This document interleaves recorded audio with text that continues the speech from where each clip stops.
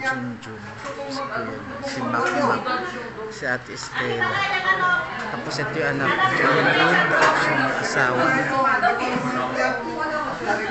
Tapos may mga visitors dito.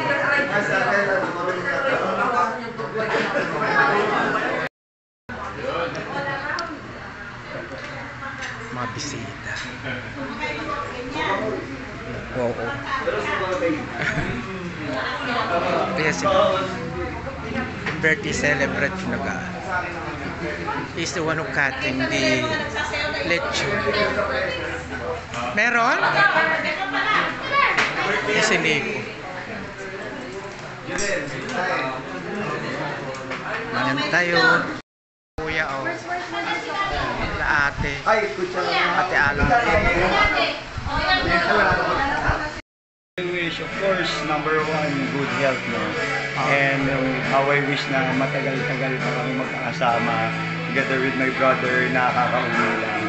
And I'm so happy, no, somehow may gathering na ganito during her birthday. And I was able to meet din yung family na sobrang bihirang magsama-sama. So I'm so happy. Wish yun nga, good health and of course more birthday to come. Thank you, Makmak. Thank you. Very nice wish to your mom. Salamat. Thank you. May sasabihin ba ako? So, what is your birthday wish for your mom? Of course, longer life, better health, and yeah, more happiness.